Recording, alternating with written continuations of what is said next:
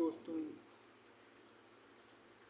जैसा कि आप थंबनेल में देखकर समझ ही जा चुके हैं कि आज हमारा टॉपिक किस विषय पर है।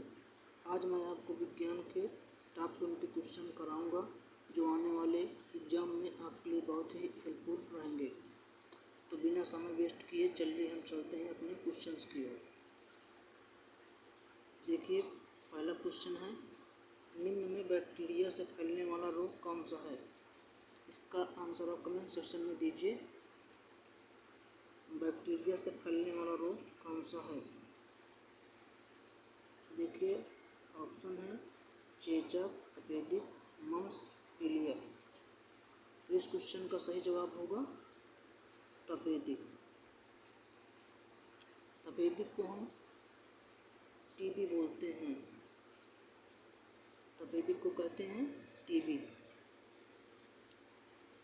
टीबी का अगर आप टीबी का कोई फुल फॉर्म पूछे, उसका फुल फॉर्म होता है माइक्रोबैक्टीरियम ट्यूबरकुलोसिस। ठीक है, अब हम चलते हैं अपने नेक्स्ट क्वेश्चन की ओर। देखिए, क्वेश्चन क्या है, मानव नेत्र में होता है। मानव नेत्र में कौन सा लेंस होता है? अवतल लेंस, उत्तल दर्पण, उत्तल लेंस, अवतल दर्पण। तो इस क्वेश्चन का जवाब दीजिए दोस्तों।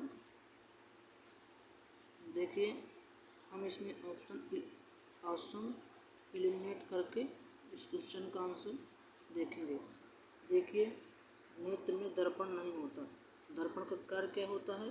दर्पण का कार्य होता है किसी वस्तु को दिखाने के लिए और प्रकाश को परावर्तित करने के लिए। देखिए, दर्पण नहीं होगा, बी भी नहीं होगा। अब देखिए, उत्तल लेंस होगा या तो अवतल लेंस होगा। तो इस क्वेश्चन का सही जवाब होगा उत्तल लेंस।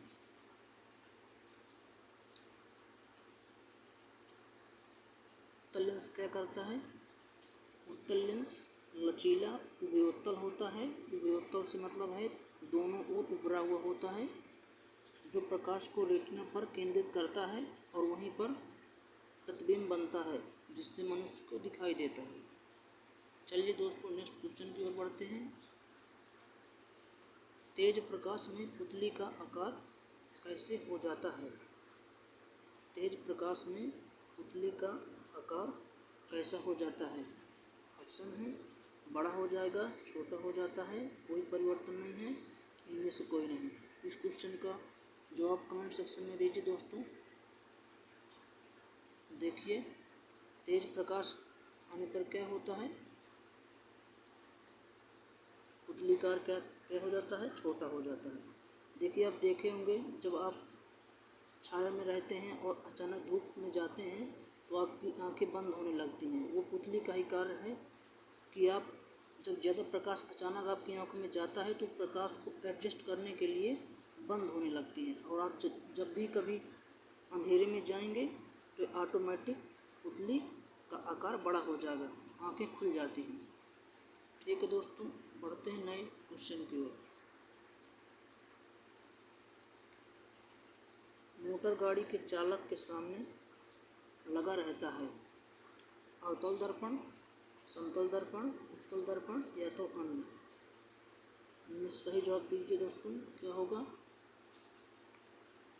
देखिए, मोटर गाड़ी चालक के सामने कौन सा लेंस लगा रहता है?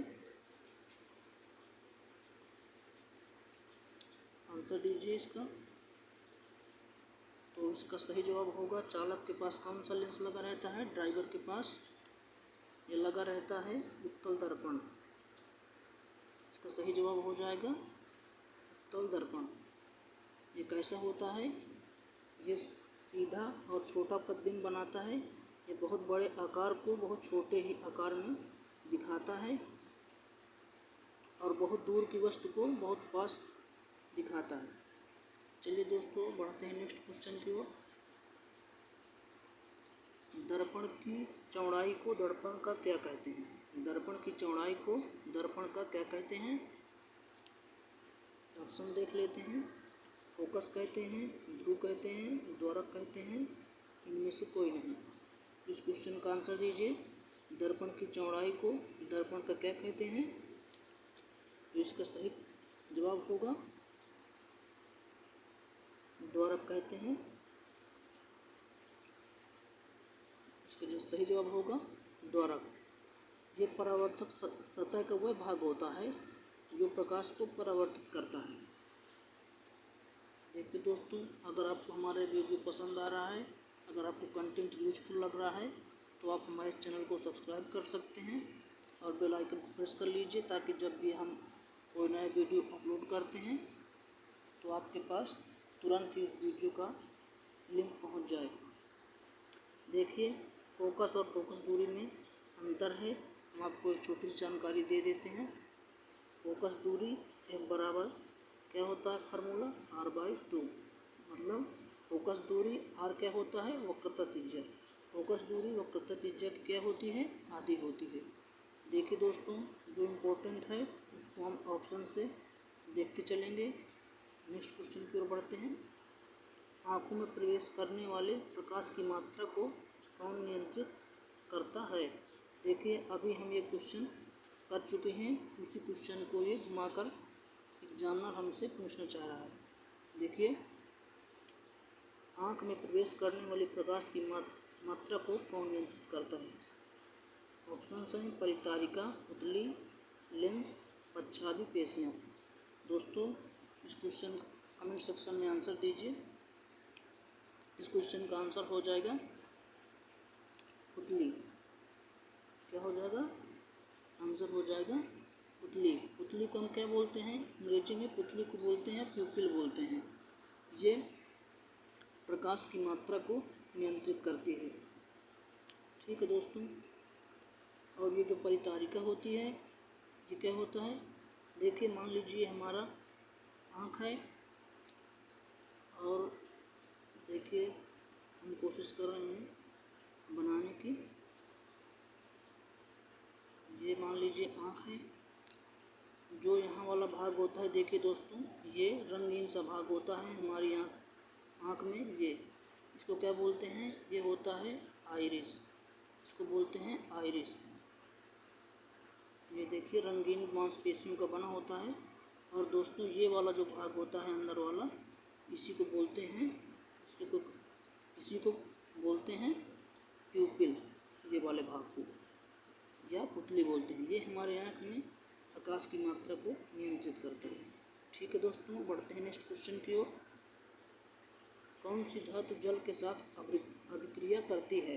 कौन सी धातु जल के साथ अभिक्रिया करती है? इस क्वेश्चन का आंसर दीजिए दोस्तों। इस क्वेश्चन का आंसर हो जाएगा, पहले ऑप्शन देख लेते हैं। सोना है, पोटेशियम, सिल्वर, लेड। इनमें क्या होगा? इस क्वेश्चन का आंसर कमेंट सेक्शन में जवाब दीजिए दोस्तों। क्या होगा? जल से अभिक्रिया करता है। इस क्वेश्चन का हो जाएगा ऑप्शन पोटेशियम। सही जवाब हो जाएगा पोटेशियम। चलिए दोस्तों, बढ़ते हैं नेक्स्ट क्वेश्चन की ओर। कौन सा धातु जल में डालने पर तैरने लगता है? इस क्वेश्चन का जवाब दीजिए दोस्तों। आंसर दीजिए। ऑप्शन है आपके पास कैल्शियम, निकेल, मैग्नीशियम, पोटेशियम। दोस्तों, इस क्वेश्चन का आंसर दीजिए। इस क्वेश्चन का सही जवाब हो जाएगा सोडियम और पोटेशियम। दो ऐसी धातुएं हैं जो जल में डालने पर तैरने लगती हैं। यहाँ पर सोडियम नहीं है, यहाँ पर हमारा आंसर हो जाएगा पोटेशियम। ठीक है दोस्तों, बढ़ते हैं नेक्स्ट क्वेश्चन की ओर। निम्न में कौन सी बीमारी श्वास तंत्र से संबंधित है? निम्न में कौन सी बीमारी है जो हमारे श्वसन तंत्र को प्रभावित करती है? तो ऑप्शन है हमारे पास डायरिया, टीबी, निमोनिया, बी और सी दोनों। जवाब दीजिए दोस्तों कमेंट सेक्शन में। देखिए, डायरिया में क्या होता है? दस्त आते हैं, उल्टी होती है, वॉमिटिंग होती है दोस्तों। डायरिया दूषित भोजन, जल के सेवन से होता है। यहाँ पर देखेंगे ऑप्शन नंबर बी, टीबी और निमोनिया श्वसन तंत्र को प्रभावित करते हैं। देखिए टीबी का फुल फॉर्म अभी हमने आपको बताया है, माइक्रोबैक्टीरियम ट्यूबरकुलोसिस, और निमोनिया ये श्वसन तंत्र से संबंधित है। ठीक है दोस्तों, बढ़ते हैं नेक्स्ट क्वेश्चन की ओर। देखिए दोस्तों, वायुमंडल में CO2 पाया जाता है, कितना परसेंट कार्बन डाइऑक्साइड पाई जाती है वायुमंडल में? Option number A 78%, option B 21%, C 4%, D 0.03%। देखिए दोस्तों, आंसर दीजिए इस क्वेश्चन का। 78% क्या पाया जाता है? नाइट्रोजन पाया जाता है। 21% क्या पाया जाता है? ऑक्सीजन पाया जाता है। और 4% क्या पाया जाता है? Other gas. देखिए दोस्तों, हम आप एक्यूरेट जानकारी बता दें, यहाँ पर ऑप्शन नंबर डी, यहाँ पर 0.03 ऑप्शन होगा। लेकिन अगर आपसे कोई एक्यूरेट पूछता है तो यहाँ पर CO2 कितना पाया जाता है? यहाँ पर CO2 0.04% पाया जाता है। ठीक है दोस्तों, लेकिन अभी हम आप यहाँ पर ऑप्शंस के हिसाब से चलेंगे। बढ़ते हैं नेक्स्ट क्वेश्चन की ओर। ऑक्सीजन क्या है? बताइए दोस्तों इस क्वेश्चन का आंसर। ऑक्सीजन क्या है? ऑप्शन नंबर है वसा, ऑप्शन बी है कार्बोहाइड्रेट, एंजाइम, हार्मोन्स। इस क्वेश्चन का आंसर दीजिए दोस्तों, क्या होगा? देखिए यहाँ पर हमारे पास दो ऑप्शंस ऐसे हैं, वसा और कार्बोहाइड्रेट।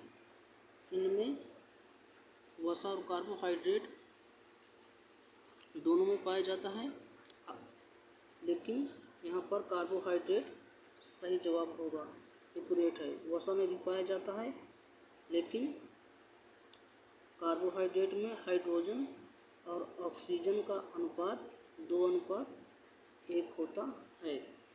तो यहाँ पर ऑप्शंस के अनुसार हमारा एक्यूरेट आंसर होगा कार्बोहाइड्रेट। अगर कार्बोहाइड्रेट ना देकर वसा होता तो वसा आंसर होता। ठीक है दोस्तों, बढ़ते हैं नेक्स्ट क्वेश्चन की ओर। मनुष्य में बुद्धि एवं चतुराई का केंद्र क्या है? इस क्वेश्चन का सही जवाब हो जाएगा, मनुष्य में बुद्धि में चतुराई का केंद्र क्या है? सही जवाब हो जाएगा सेरिबेलम। सेरिबेलम क्या है? मनुष्य में बुद्धि और चतुराई का केंद्र है। यहाँ से तर्क शक्ति और मनुष्य में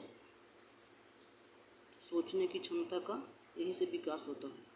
और देखिए यहाँ पर जो ये हाइपोथैलेमस है, ये मनुष्य के ताप को नियंत्रित करता है। बढ़ते हैं दोस्तों नेक्स्ट क्वेश्चन की ओर। एक स्वस्थ मनुष्य का रक्तचाप कितना होता है? एक स्वस्थ मनुष्य का रक्तचाप कितना होता है? ऑप्शन नंबर ए 90 से 60, ऑप्शन बी 120 से 80, ऑप्शन सी 200 से 130, ऑप्शन डी 140 से 160। इस क्वेश्चन का सही जवाब होगा 120 से 80।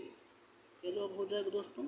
ऑप्शन बी 120 से 80 mmHg। पढ़ते हैं नेक्स्ट क्वेश्चन की ओर। ऊर्जा उत्पादन के लिए कोशिका प्रायः किसका उपयोग करती है? ऊर्जा उत्पादन के लिए कोशिका प्रायः किसका उपयोग करती है? जवाब दीजिए दोस्तों। इस क्वेश्चन का सही जवाब हो जाएगा ग्लूकोज। ग्लूकोज हमारा सही जवाब हो जाएगा, ग्लूकोज। बढ़ते हैं नेक्स्ट क्वेश्चन की ओर। निम्नलिखित में कौन सा एंजाइम है जो लार में पाया जाता है? तो ऑप्शन नंबर है ए पेप्सिन, ट्रिप्सिन, टाइलिन, काइमोट्रिप्सिन। तो सही जवाब हो जाएगा दोस्तों, लार में क्या पाया जाता है? टाइलिन पाया जाता है। ठीक है दोस्तों, बढ़ते नेक्स्ट क्वेश्चन की ओर। शरीर की सबसे बड़ी ग्रंथि कौन सी है? शरीर की सबसे बड़ी ग्रंथि कौन सी है?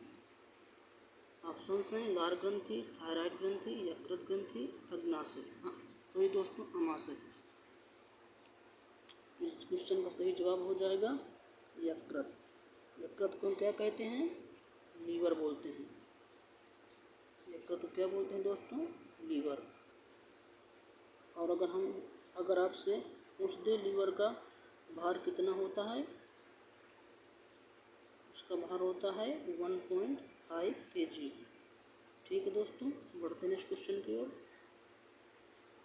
सर्वप्रथम विषाणु की खोज किसने की? सर्वप्रथम विषाणु की खोज किसने की? ऑप्शन है Ivanovsky, Edward Jenner, Linnaeus Smith. तो सही जवाब हो जाएगा दोस्तों इस क्वेश्चन का इवानोव्स्की। इवानोव्स्की ने सर्वप्रथम विषाणु की खोज की। और अगर यहीं पर पूछ दे कब खोज की, तो 1892 ईस्वी में की। ठीक है दोस्तों, बढ़ते हैं नेक्स्ट क्वेश्चन की ओर। निम्नलिखित में कौन सा रोग जीवाणु के कारण फैलता है? निम्न में कौन सा रोग जीवाणु के कारण फैलता है?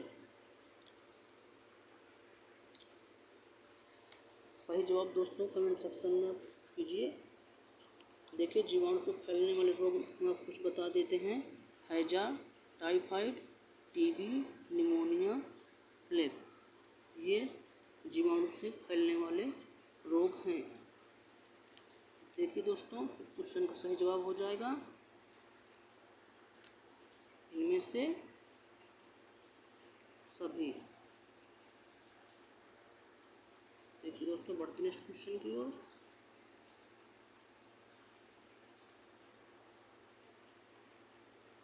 निम्नलिखित में से जीवाणु संक्रमण के कारण होता है?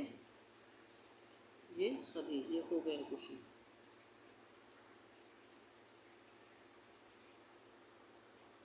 देखिए दोस्तों, नेक्स्ट क्वेश्चन है चेचक के टीके का विकास किसने किया था? ऑप्शन हैं मिलस्टीन ने, एडवर्ड जेनर ने, लुई पास्चर ने, इनमें से कोई नहीं। तो सही जवाब हो जाएगा दोस्तों एडवर्ड जेनर ने।